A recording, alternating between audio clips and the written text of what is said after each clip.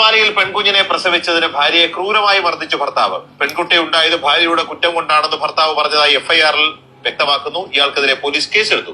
യൂലിയറ്റ് Sebastian വിശദാംശങ്ങളുമായി തത്സമയം ചേരുന്നുണ്ട്. യൂലിയറ്റ്, ഇപ്പോഴും ഇങ്ങനത്തെ സംഭവങ്ങൾ കേരളത്തിൽ ഉണ്ടാകുന്നു എന്നതാണ് അത്ഭുതകരമായ കാര്യം. അത് മാത്രമല്ല, ഈ പെൺകുഞ്ഞുണ്ടായത് ഭാര്യയുടെ കുറ്റം കൊണ്ടാണ് എന്ന് വിശ്വസിക്കുന്ന ആളുകളുമുണ്ട്. എറണാകുളം അങ്കമാലിയിലാണ് ഈ സംഭവം ഉണ്ടാകുന്നത്.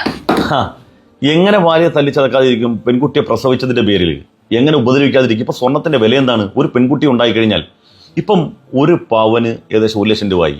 ഒരു പെൺകുട്ടിയെ കെട്ടിച്ചിട്ടുണ്ടെങ്കിൽ മിനിമം 10 പവൻ കൊടുത്താൽ 10 ലക്ഷം രൂപ കൊടുക്കണ്ടേ? പിന്നെ എങ്ങനെ പെൺകുട്ടിയെ പ്രസവിച്ച ഭാര്യയെ ഭർത്താവ് അവരുടെ കുഴപ്പം കൊണ്ടാണെന്ന് പറഞ്ഞ് ഉപദ്രവിക്കാതിരിക്കും? ലോകം പുരോഗമിക്കുന്നുണ്ടല്ലേ, കാലം പുരോഗമിക്കുന്നുണ്ടല്ലേ.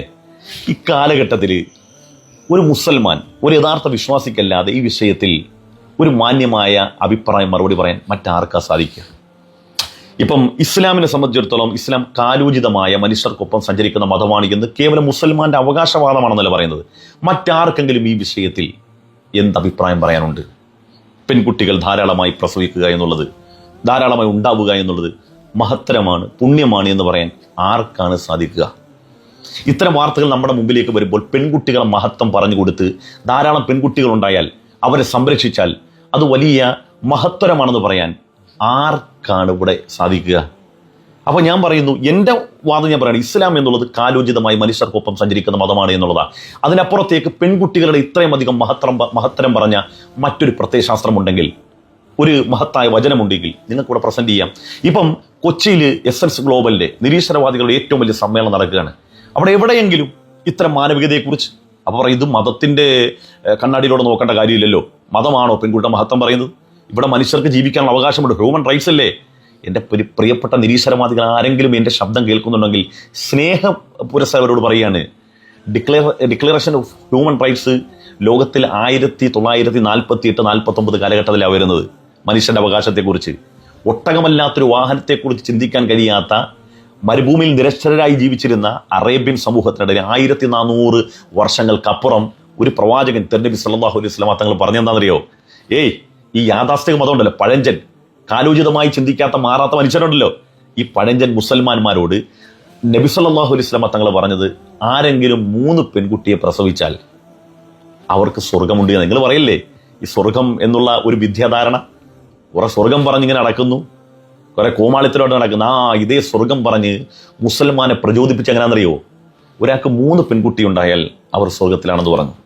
അപ്പൊ അവിടെ ഇരുന്ന സഹാബി വനിത, നബി സല്ലല്ലാഹു അലൈഹി വസല്ലം തങ്ങളുടെ അനുചരന്മാർ, നബി സല്ലല്ലാഹു അലൈഹി വസല്ലം തങ്ങളെ കേട്ടുകൊണ്ടിരിക്കുന്ന ആളുകളിൽ നിന്ന് സ്ത്രീകൾ ഒരാൾ ചോദിച്ചു, 2 പെൺകുട്ടികൾ ഉണ്ടായാലും?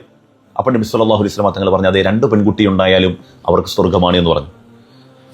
അവിടെ ഈ ഹദീസ് റിപ്പോർട്ട് ചെയ്ത വനിത പറയാണ്, സ്വഹാബി വനിത പറയാണ്, ഒരു പെൺകുട്ടി ഉണ്ടായാലോ എന്ന് ഞാൻ ചോദിച്ചില്ല, കാരണം അങ്ങനെ ചോദിച്ചാൽ നബി തങ്ങൾ പറയും, പ്രവാചകർ തിരുമേനി സല്ലല്ലാഹു അലൈഹി വസല്ലം തങ്ങൾ പറയും, ഒരു പെൺകുട്ടി ഉണ്ടായാലും അവളെ നന്നായിട്ട് പഠിപ്പിച്ച് അവളെ വളർത്തിക്കൊണ്ടുവന്ന് എല്ലാവിധ സുരക്ഷയും നൽകി സംരക്ഷണം നൽകി ഹൈറായ നല്ല പക്വമതിയായ ഒരാളെ കയ്യിൽ ഏൽപ്പിച്ചാൽ സ്വർഗമുണ്ട് എന്ന് നബി സല്ലല്ലാഹു അലൈഹി വസല്ലം തങ്ങൾ പറഞ്ഞേനെന്നാണ്.